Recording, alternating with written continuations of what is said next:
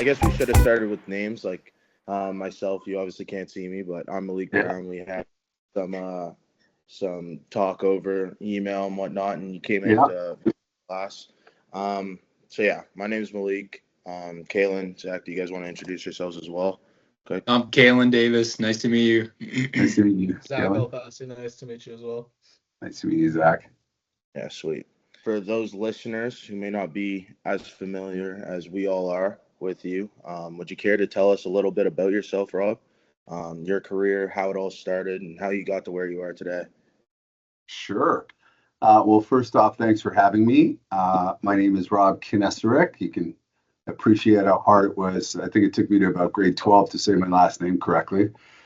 But I am born in Toronto. As many know, I born in Toronto to immigrant parents, Croatian, Jamaican parents, and had this love for playing hockey and was pursuing a professional career till that journey came to an end when I was about 24 at the University of New Brunswick. I played 4 years there. I met several people and quickly was promised a few jobs. It was funny that you meet these people along your university journey and they're like, oh, when you're done, we'll hook you up with a job. And I'm like, if I had $1 for everyone that said that, I wouldn't need a job. But this gentleman, God rest his soul, was very loyal to me. And as I graduated, he said, oh, I have an interview ready in pharmaceuticals. And it was amazing because my first job in pharmaceuticals gave me both a car and a credit card. And I said, what could be better? Like, I can drive everywhere I want and I get to buy lunch on them. So fast forward that, I had several years of living around the world. I held some big positions with some multinational pharmaceutical companies. And then it all came to this kind of pseudo end with mixed emotion. My wife got an amazing job back in Canada and they couldn't move me around the world anymore. So fast forward a little bit, I reconnected with some friends that played in the NHL for many years. They knew I had kind of a business background and a hockey background, and they wanted to make sure that the NHL would see some value in me. So we came up to New York. I met all the bigwigs.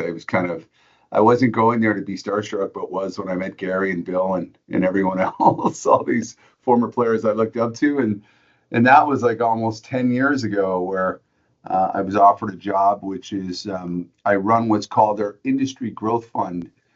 And it's basically I'm like the Dragon's Den of Canada. I have capital, I have dollars to provide to our clubs or to third parties in anything to help generate revenue or grow our game. So it's kind of amazing because the game has been very good to me and has taught me some great life lessons. So I feel like I get to return all this goodwill with someone else's paycheck. Yeah, no, that's awesome. Getting more into it, like in our class, we have learned that careers can be considered as like metaphors, such as like a journey or climbing a corporate or professional ladder. What is a career to you, and how would you describe it in a metaphor if you were to? Oh man, you guys are good, man. The next oh, I always listen to young college students and university students, and I'm so impressed. Like that's a great question. Career to me is like it's filled with so much emotion. It's to service a need. It is a bit of a journey because I think it's a bit of a roller coaster. It's almost like the chicken soup and vegetable soup your parents made, that it has a bunch of ingredients, but unless they all come together, it doesn't taste right.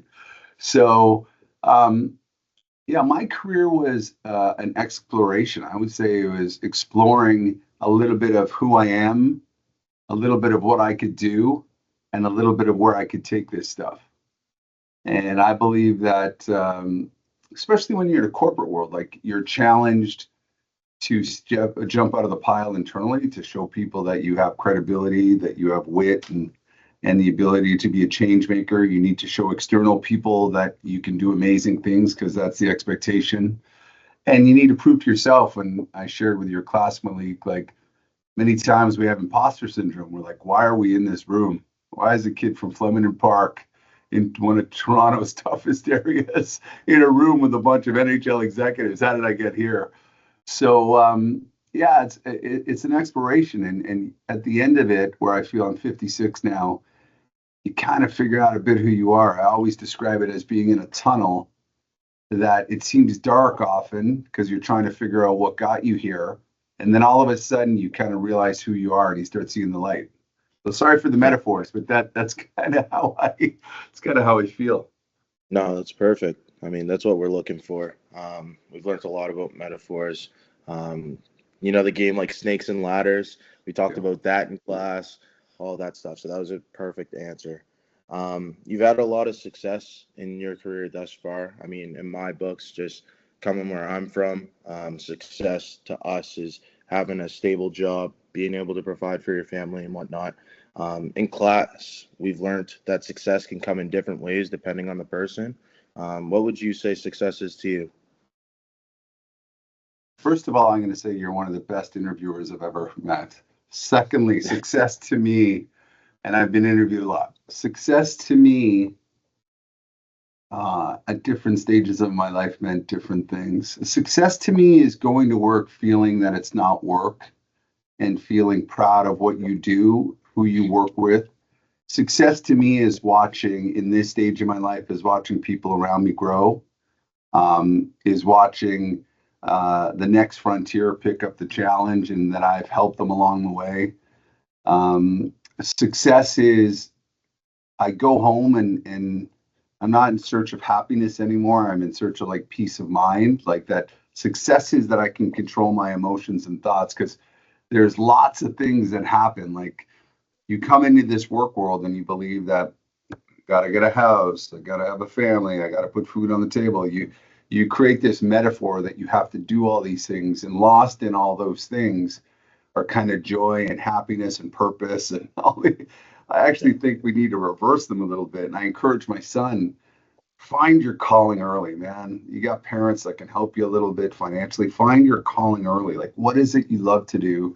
So when you go into that world of success and of your job, so to speak, it's not something that seems arduous and you're looking at the clock like, when does this finish? You just immerse yourself in something that you truly love. And I'm not saying that every day is going to be special, but if the entire purpose is special, then it makes it, back to your original question, makes for a better journey. Yeah, I love that answer. I mean, going a little more into your life and your career journey, not many people have made some of like the major pivots you have in your life, going from an elite athlete in university to eventually a senior leader for a major pharmaceutical company in Australia, then back to Canada to entrepreneur, then professional sports. We've spoken a lot about like contextual influences, like parental expectations growing up, peer pressure, or even like things like socioeconomic status. You grew up in a tough neighborhood.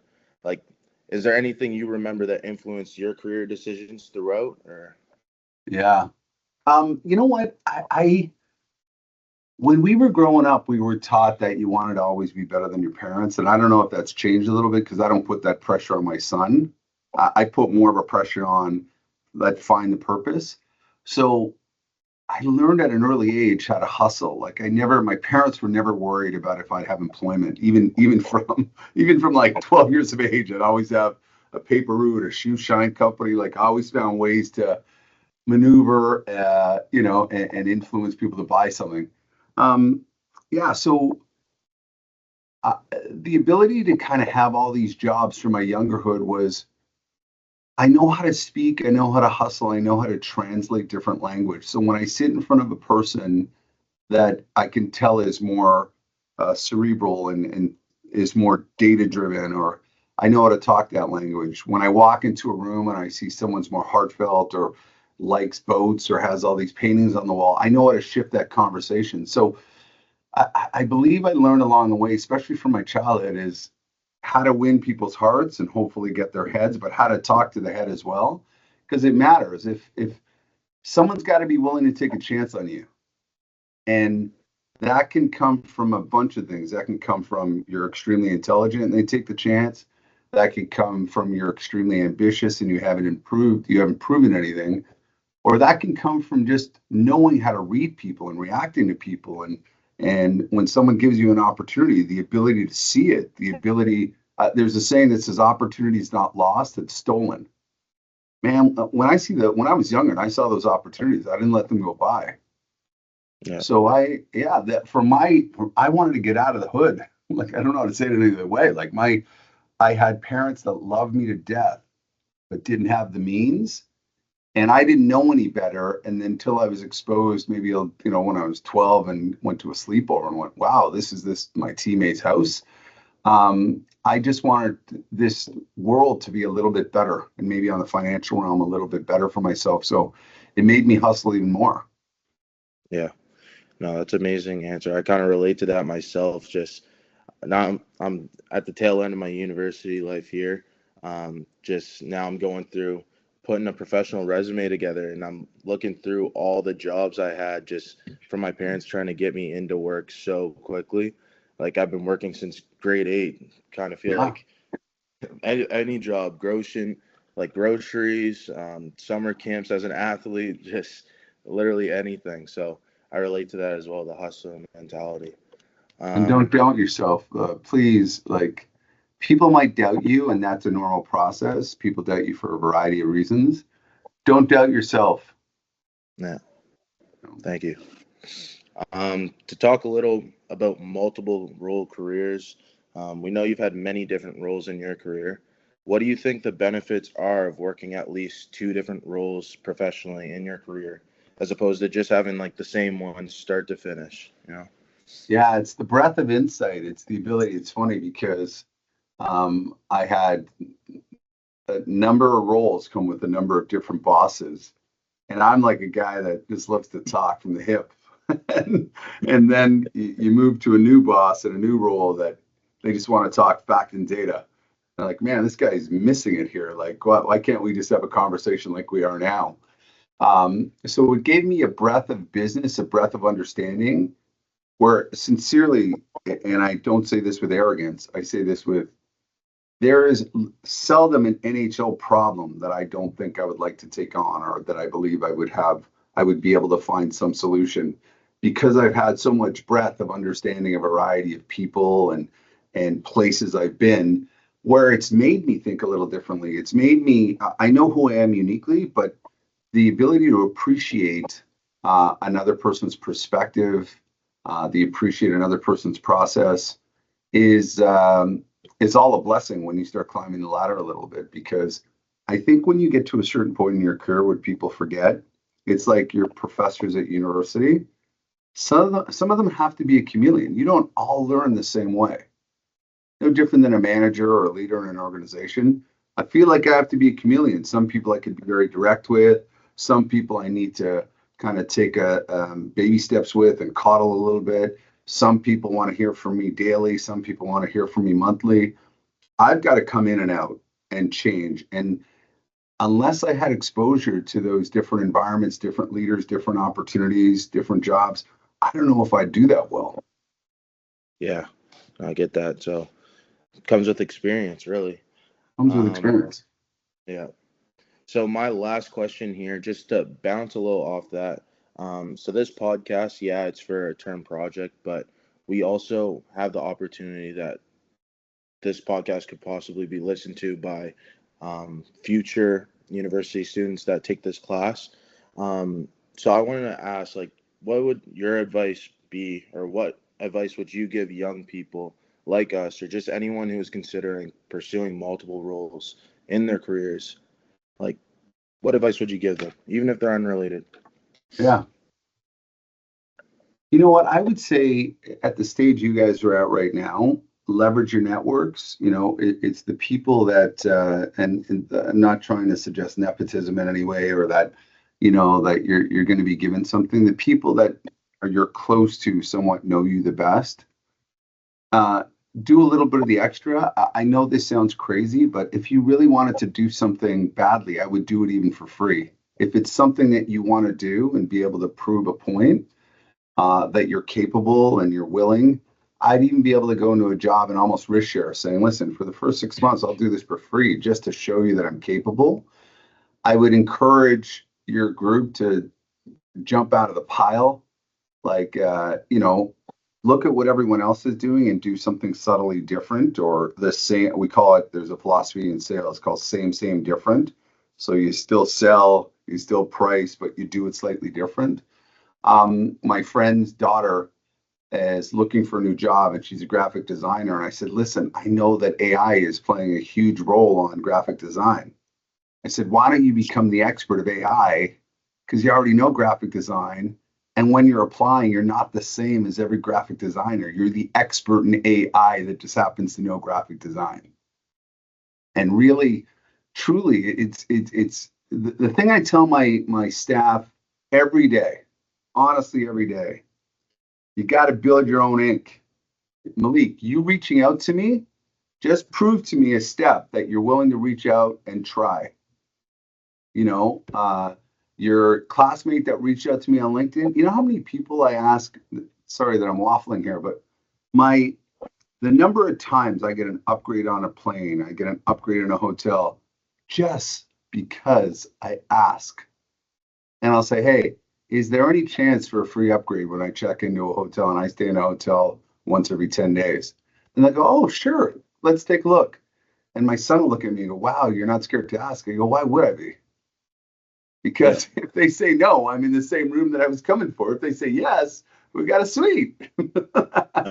And I can't tell you the number of people that just don't even ask the question. So be on that. You and I talked about this in your class. Be on that floor of curiosity, willing to ask the question, willing to, go that a tiny extra mile. Be willing to invest in your own ink, to separate yourself from everyone else and jump out of the pile. Awesome. Love that answer.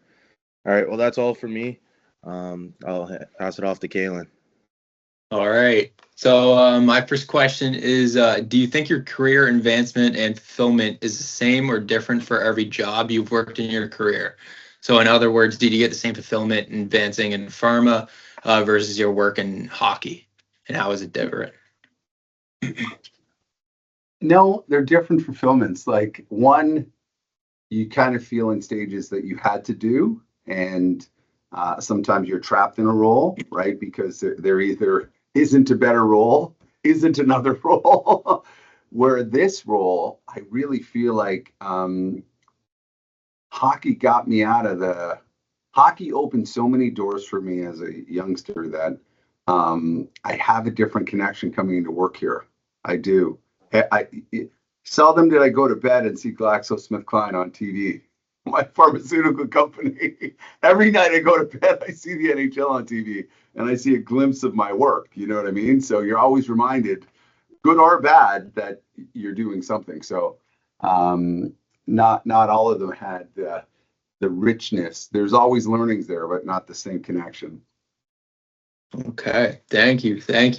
The next one is, what are your thoughts on falling behind to get ahead? It's been found that people who find their niche early might have a head start in income, but late bloomers often find a better fit and have overall higher satisfaction, leading to quicker growth within their career.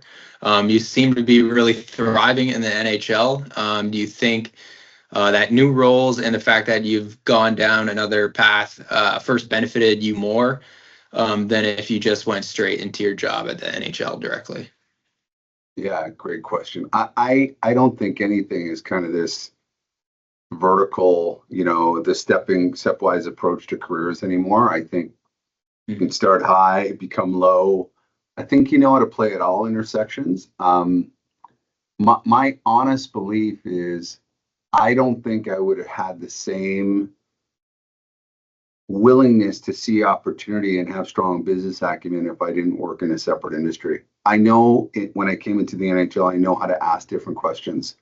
And many people have worked here for a long period of time. And I can go in and ask the why questions. I can go in and say, have you guys considered? Because I've had a different purview in a different environment. So Yeah, I'm a believer that if something looks good, I'm not driven by dollars. I know that sounds crazy. I have more than I will ever need, but I'm not driven by dollars. I am driven by, I need to enjoy who I work with. I need to feel there's a purpose. I need to be rewarded if I show up. But the first anchor isn't, this is how much you're going to make. You should come where I come with questions. I'm like, it's got to be the right fit. It's got to be the right environment. And I encourage you guys to do the same. Make sure that you don't jump into a bee's nest just to make a little bit of money and you hate your life. Yeah, that's true. That's true. I feel like that's very common nowadays, for sure, when it comes to career choice. The scarcity of employment. People worry because they want to grab a job and then they figure out if this is the right job. My only encouragement, if you can lean on a little bit of life and say, can I figure out who I am through these times? And then try and align yourself to what that job might look like. Yeah, definitely. Definitely. All right, for the next one, how does your diverse skill set from different careers and your upbringing from an immigrant family, allowing you to see different perspectives, influence your approach to the NHL and the outreach work for inclusion in hockey? I learned something in my 50s that life isn't about perception, it's about perspective. Like, everyone is suffering through their own things. And you can look at someone and say, wow, that guy doesn't know what he's talking about or what he's doing, or he's always in a bad mood. You need to learn to be in someone else's shoes to understand the person. So I think all the elements of my life, having a black mom and a white dad growing up in the 70s, was different. It created some challenges, created some trauma for me. I didn't understand it, why people would always ask questions. Who was my nanny? I didn't know what nanny was. This was my mom. Like, what's a nanny? Like, we didn't have money for. So, but it made me a little bit hard. It made me deal with things differently. I think all that stuff helped build that chicken soup, man. It helped. It's a little bit more in the pot that helped build the right recipe. And by no means am I suggesting I'm perfect, but all those moments in my journey in life and my career and the diversity I had, not only in ethnicity, but the diversity in thought. Like, man, I'm so proud that I have such an educated palate, or that I'm so educated globally on different cultures. Like, now I look at it and say, man, what an asset. Like, I could walk into a room, most rooms, and say, oh, I've been there, or I know Caribbean, I've lived in Jamaica. Like, it puts me on a different stage. And that's jumping out of the pile. Because when you all look the same, and then you could kind of suddenly go, no, not the same. It creates uniqueness, right? Definitely. Thank you for that. This is one of the last ones. We've discussed authenticity in the workplace and the concept of self-provision in class, which we've looked at. It's kind of like other roles in theater. I'm curious about how you find balance between being authentic and meeting the expectations of your professional role. People tend to spend so much time at work. So how do you ensure you show up authenticity while also respecting workplace standards and expectations? Yeah, those are good. The authentic one only happens when you have trust in an environment. I'm fortunate that my leaders in our organization trust me. I want people to discern the difference between authenticity and respect. You can be authentic to someone and say you're doing a good job or you're doing a poor job, but in how you say it is the meaning, right? So I do believe that you have to, I call it tempered authenticity. Like, I'm Rob Knesaurek because everyone else is taken. I can only be me. Yeah, am I going to go in a room and start throwing F-bombs and telling this? No, that's, I can't do, even though there are days in my head, people can look at my face and go, he wants to swear right now. I like, you have to be mindful, you have to be thoughtful. But in the absence of being authentic in some capacity, in some version of that, I think you're acting too much, and that just, it's exhausting. If you can't in your work environment be you most of the time, I'm not sure you're in the right environment. And again, there's a difference for me. I don't argue the right and wrong here in being authentic and having manners and having respect and appreciating your colleagues. Like, yeah, there are people in my head I probably wouldn't hang out with outside of work. It doesn't mean that I can't learn from them. Yeah. You know, or I can't have a disagreement or a challenge like that. Like, it's like political capital and corporate maturity. It's just no one in my business right now with the brains they have are always going to agree. And some people agree with intelligence or disagree with intelligence and say, let's debate this. And some people disagree with cuss words. Right? Yeah. And get loud. Definitely. And Definitely. yeah, I know the approach that I try and take in this environment. But I try and be, if you see I say this to people, you're generally more of who you are wherever you are. So people say, oh, I've got a different me at work than I do at home. You know, when you meet those people at work and they're just miserable and they're sad and they're always finding a problem, I promise you it's not only at work. Yeah, definitely. No, it's a that's pattern, very man. true. I've seen it way too often. Yeah, that's very true. Thank you. All right. So for the last question, obviously, one of your roles with the NHL is industry growth and out of the box creative initiatives to promote the game of hockey. You've done lots of work with synthetic ice for places that cannot necessarily maintain it consistently. But what are you seeing in terms of opportunities and challenges in your work when it comes to technology and AI? Yeah, the AI stuff is going to be interesting. I'm the jury's still out. I'm probably deeply rooted in thinking about AI, but acting on it is different. Let me answer the question a little differently. There are three things that keep me up at night in hockey: the price to play, so the equipment cost as well as the participation cost. It's egregious. It's too commercial now. The second thing is infrastructure. Our ice rinks are getting old. Materials are wearing. The equipment's, fading. Unless we figure out, if you want to grow more people playing, you got to figure out where to put them and how to house them in an arena. And they're costly. We got to figure out a better mechanism. And then the final thing is, how do we widen the well for more people playing? Like, how can I say to a Southeast Asian new to Canada that hockey's for them if they've never seen it?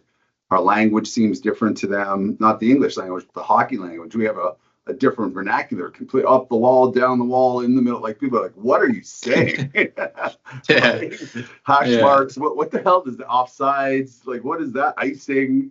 People are like, what does that mean? So what is the value proposition more widely spoken that more cultures and communities feel like hockey is a safe space for them to connect? I think AI is going to help us. I don't think eventually you're going to have to use real ice to have a product that you skate on. Synthetic is getting there. I think AI is going to help generate something, take all this learnings and kind of generate a new material. I think it's going to help us with crazy things like scheduling to make sure that we put the best games on and the best schedules. I think it's going to help with analytics, player puck track, like all that stuff. I think we're in a unique time that we're about to see the 10x on a few of the things that we're gradually watching build now. All right. Thank you for your time, Robert. I'm going to pass it to my other classmate, Zach. Thank you. So we've already gone over success. I just kind of want to ask, you were speaking about your time with IGF. I just want to know, kind of a double parter here, but how do you decide which programs the IGF invests in, and how do you measure their success? Yeah, great question. So first of all, we have a criteria that we really need to look at something that has reach, revenue, data, and relevance. So we look at all these business opportunities to say, are we going to connect to new voices and new audiences? How far wide is it going to go? Is this going to drive revenue? And am I going to be able to collect some information? Because often what we found is we would engage a consumer and then we wouldn't have their information and continue the dialogue. I know that seems arbitrary, but sometimes there's no call to action. Like, you do something and then they're gone. So we have these metrics whereby when either a community, third party, or a club asks for dollars, we ensure that on a regular basis we catch up with them to say, okay, there's a couple things, and I go by this proverb. It's a great lesson in life. What problem are you trying to solve, right? How do you know that's a problem? What are you measuring? And how much is it going to cost?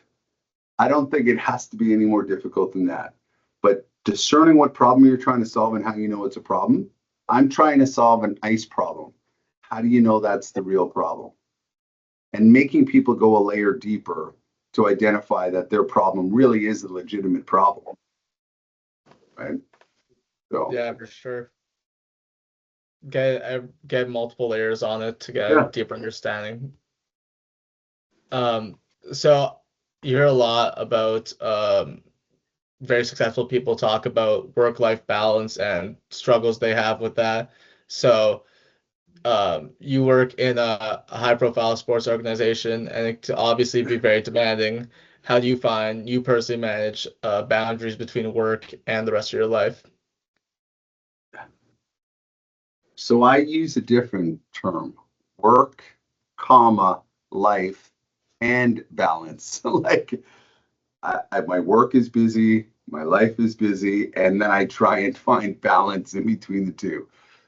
Something that let me give you two things that I do as a 56-year-old. I have a mantra that I start the day my way. Every day I have a coffee.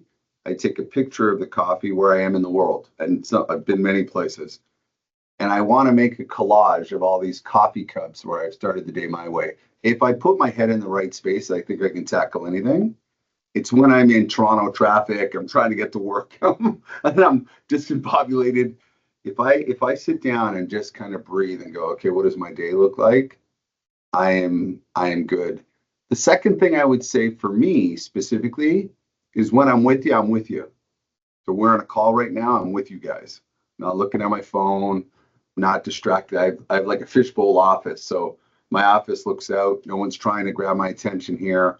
When I'm with you, I'm with you. Because I don't think it's when you talk about balance. And people always go, oh, when do you see your family? I go, I might not see them as often as I would like, but when I see them, they got me. And I think sometimes, how many times are we at a restaurant? We look over at the table next to us and family members are on their phone the entire dinner. Like, I am such a people watcher. I'm like, that's crazy. So the balance comes in finding some things that I enjoy, realizing that I've worked pretty hard to get to this place to take a little time for myself and starting the day my way. It's such a good practice. When you wake up, maybe you guys aren't morning guys, but when you wake up, the first half an hour should be your half an hour, not what St. FX tells you, not what your boss tells you, not what, and you might have to wake up half an hour earlier, but the best thing you can do for yourself is what you want to do that gets your mind and state ready to function. Totally. So you find your mornings really will depict kind of the layout of your day and how... I think they define your day. I again, let me teach you, Zach, I don't argue right and wrong. I only say this is what works for me. And when I start my day my way, which is always a good coffee, and I sit there and a little people watch, there's Starbucks near me, and I just look around and I'm like thankful for things, say a little mantra in my head. It's a different journey to work. If I don't have that chance of doing the Starbucks piece or a coffee piece, different guy. I totally get that. I'm also someone who very much values their morning rituals, routine, whatever the sort. And I find if certain things don't happen, then my day just feels a little bit off. So definitely get that. Yeah. Kind of on to my next question. More so onto leadership. How would you say your leadership style has evolved across industries and roles that you've had? Yeah, I think the style's been the same. My definition of true leadership is the ability to see more and see before.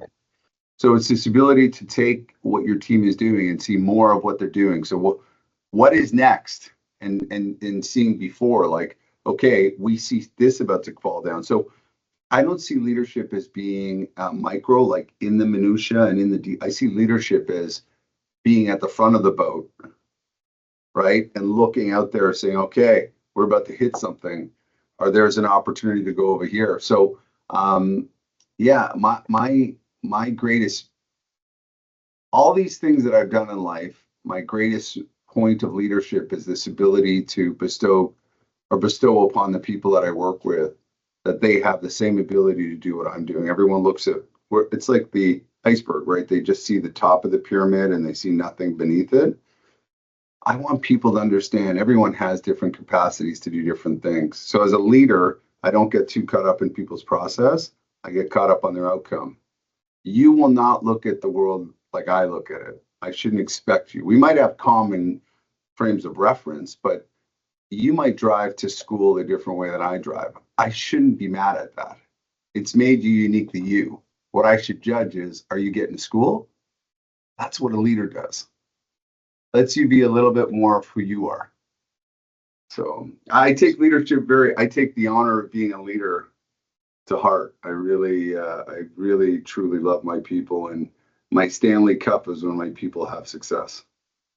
So you would say you very much, I don't know if it means like appreciate, but kind of look for different point of views and different personality traits in the people that you work with. The greatest leaders I've ever seen have a humility, that they go, I don't have all the answers, but I have the right people. And I look around, man, I'm looking outside here, got a bunch of people in the office behind you. I got the right people, and I never feel alone. That's why I told you earlier, the business challenges don't scare me. I've got the right people. I might have a little bit more business experience. I know maybe how to ask a different question. I might have seen the pattern happen before, but the intelligence that lives out there, I'm trying to gather it and bring it out of people. Hey man, how are we going to solve this next opportunity? How are we going to solve this next crisis? And that's humility has to be a portion of your leadership. Because if you think you got it all, then you don't have enough people around you. Couldn't agree more. I think humility is very important within that aspect for sure. Kind of on to my next thing. You talk about how you think you got a good team and everyone's all sorted. So with that, do you find that there was a single initiative that you would say you and your team are most proud of so far, or could you not select just one? One is hard, but you know what I love? I'm going to give you an initiative, and then I'm going to give you my team. My team started small, and I think I probably have the largest team at the NHL at the moment. Anytime someone new comes into my team embraces them. My team gives you every chance to succeed, even in my absence. And I love that. I love when you can help someone and guide someone when they're new. What I love about my team is this richness. Like I truly have diversity of backgrounds and diversity of thought. We took the Stanley Cup to a Muslim community one time. My team was able to find this gentleman who was Muslim and said, I'm a huge hockey fan, and no one's ever kind of talked to me about hockey. And we said, we got something for you. And I went to speak there similar to this. And I said, I got a friend named Stanley that would like to come meet you guys. And they had no idea what I was talking about. And I brought the Stanley Cup in. And just to be in those places and spaces, it was a mosque. Oh my God, man! I saw the eyes of people that I generally don't. I don't have many. I have Muslim friends, but not a large contingent. The kids loved it. There was humanity in it. They loved me being there. They loved us all being there. And my team looks for those opportunities. They really look for those. We surprised the teacher. Like this teacher was telling us one day that she was a huge Washington Capitals fan, and she talked about all this work she does to get the kids to learn geometry through Washington Capitals. She watches the game and shows them kinetic energy from dropping the puck and like teach them science. So what did we do? We knocked on the door one day, and Lord Stanley, we brought Lord Stanley the cup. We brought the Stanley Cup in. And she was like, I can't believe this is happening. To see that, I was like, man, life is okay. You know, and that's what my team, they find these opportunities to make people just have these memorable experiences that I can't even describe. Yeah, I think that's awesome. I mean, seems like you guys have an understanding that you guys have power to maybe make someone's day or week so much better, and you take advantage of that. I think it's a great quality to have. Yeah. We met Pitbull, the singer, and he said no one from his school has played hockey. So we went to his school and we built a rink, a synthetic ice rink on his roof. The teachers wouldn't come off the ice. Like the teachers wouldn't let the kids go on because the teachers were loving it just to learn how to skate. And when I looked at that moment, I'm just looking at people we work with, and I said, look at the teachers smiling and filled with gratitude. Like that's the portion that I love. Yeah. So kind of building off of that, actually, you just went on about how various different people of different backgrounds are interested in, and you found it surprising, and you demonstrate to them your gratitude for it. So I kind of just want to build off that with how do you think about reaching communities like Indigenous communities or other communities that have historically had less access to the sport, and how do you find you try to bring them in, or initiatives that you think could be successful for that? So the first thing you have to do is not assume that if you build it, they will come. You have to assume that people want you to come to them, right? And you have to show in good faith that you're willing to come. I think you need advocates. I think you need allyship. And don't assume that I'm going to say language or context or view of something is similar to those. I think there's a word we use a lot lately is cultural relevance. I can't go to an Indigenous reserve and think I understand all their traditions, and like I would need help and support, and I would bring what I could bring, but I would want someone that understands the culture to make sure I'm doing it right and not pretend that I actually know something. That's that humility piece again. So we do a fairly good job at connecting to people that are deeply immersed in their communities. In Brampton is where I met the Muslim gentleman that we brought the Stanley Cup to. In Winnipeg, we met a Filipino community that who would have thought, like, Winnipeg's biggest diverse community is Filipino. They love hockey in Winnipeg. I mean, it's freezing, but they love hockey in Winnipeg. So we made sure we had a Filipino night. Like, we cooked food. At the game, we had a jersey that they made. Like, we really wanted to connect and anchor, but we didn't tell them how to do it. We said, bring your genuine self to the game. We hung out with some people that knew how to help us be culturally relevant. Here's chicken adobo. Here's what we like to eat. Here's how we like it served. Here are the jerseys that we'd like to see. And we did it all. And it was just so great being able to. Our game should be accessible and available to everyone. We need to have a value proposition for a bunch of people. Otherwise, we're going to be niche. And I'll tell you what's happening in Canada. If we don't figure out how to demonstrate to new Canadians that aren't growing up with hockey as their backdrop, we're going to be in trouble. And I tell people this all the time. It's speaking languages. It's not just having our game in French and English. It's having it in a variety of languages. Not talking hockey talk, but talking talk that matters to parents and kids. And we're forever trying to be culturally relevant. I think that's the best way of saying it. Yeah, so you would say that showing just general appreciation for diverse cultures is a good way of attracting those different cultures to it. It's all I know, man. All I know is I know this way, and many people, I feel like I'm incognito. But I was raised in Jamaica till I was 5, and I want everyone to feel safe. I want everyone to feel invited. The game, there's nothing like skating. If you guys all skated, there's nothing like that air flowing. It's the fastest game in the world. It's like dangling on the little blades. Like it's just, I love it. And I wish every child can just love it for the nature of loving it, not making the NHL, just love to play. That's great. Yeah, I mean, I hope that continues throughout Canada. That'd be amazing. You can help me.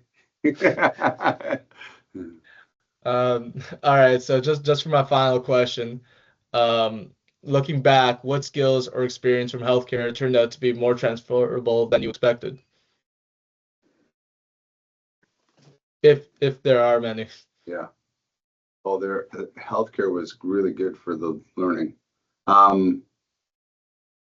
Healthcare was very good at teaching me what my strengths are, right? And they were very good at teaching me breadth of knowledge. So I could walk into any environment, know finance enough to have a conversation, know sales, know marketing. Pharmaceuticals really believe on building the person holistically. So I took so many courses, had tons of coaching. And the one thing I'll tell people about pharma that isn't talked about enough, you talk to the top 1%ers of academic, like you're talking to doctors. You gotta be on your game. You're right. You're talking about patients' lives and you're talking about doctors. You better not go in with too much BS because it could have a serious consequence. And so to me, the ability to have an intellectual dialogue with someone in front of you that you know has studied for a good portion of their life, it made me on my game. It made me think about things. It made me exercise humility because I never saw the patients. I'm suggesting a medication. It made me have my facts and data. It made me understand what my competitor was doing. It gave me breath. Like all those things help you in this, because people go, "Oh, you don't have any competition in hockey." No, we got competition. We got the World Cup of Soccer. We got basketball. We got football. We got baseball last night. We got it all, and we got to figure out how to be competitive in a competitive professional landscape. You know. Yeah, I mean, it seems that although you do definitely value your networking, it seems like you value it more than just possible positions and opportunities, more so what you can really take away from it and skills and understandings on different perspectives. And I think that's very cool and very amazing. Thank you. Awesome. Yeah. I accidentally, this is Malik speaking. I accidentally skipped over one of my questions. Okay. But I just want to ask one last one. Yeah. Just because I think it's really important to touch on. And that theme is identity.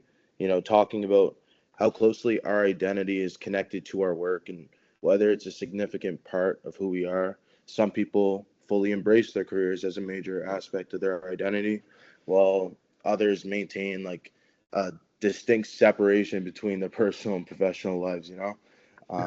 Like regardless of our approach, society always, like, you always feel like someone's asking you, what do you do? You know? Yeah. As you transition through your various career goals, I'm curious to know if your work impacts your self-perception or if you've noticed shifts in how others perceive you as you progress through different jobs. And this is a touchy one. This identity, and I'll share a quick story just with identity, and then I'll tell you what answer your question. But I was on a plane, and I had just shook hands with. I had come back from Australia. I was head of Australia. Came back because my wife got this great opportunity, but they kept me on board. I was working with this pharmaceutical company, kind of remotely, and we were working together for a year, and it just wasn't working out. So we shook hands, but the money was plenty. That like I didn't have to worry. I was 20 years in and got lots of reward. And I'm on a plane and I've got this envelope with when the money's going to end up in the bank account. And I just start bawling. I just start crying. And this little lady next to me puts her hand on my back and like, "Are you okay, dear?" She's probably thinking that I've, someone's died or reading like a funeral notice. And I tell everyone all the time, if she opened that letter, she would have punched me in the mouth because they were showing all this money they were going to put in my bank account and I was going to be okay financially. My issue was I tied my work to my identity. I didn't know what else to be. I was like, what am I going to do next? I'm a pharmaceutical guy. I know all this stuff. And then, you sign what's called a non-compete. So I can't work in pharma for 2 years. If you take the money, you can't be our competitor because you know all our sensitive intel. And I'm like, who am I? What can I do? Blah, blah, blah. My job right now, or moments in time, I am at any time ready for the next chapter because I believe And you have to go through it before I can just tell it to you. It's like living in the big house. You don't have to live in the big house. My belief at the end of the day is if the NHL at any point says they don't need Rob Knesaurek, I'm good because I'm good with Rob Knesaurek. It's not my identity. These are moments in time. I'm doing my best to progress the NHL and to make sure that hockey is available, accessible, fun, for all the generations and all the people that are both in the US and Canada and around the world. If at some point the NHL believes that there's someone that can do that better, I'm okay. I really am.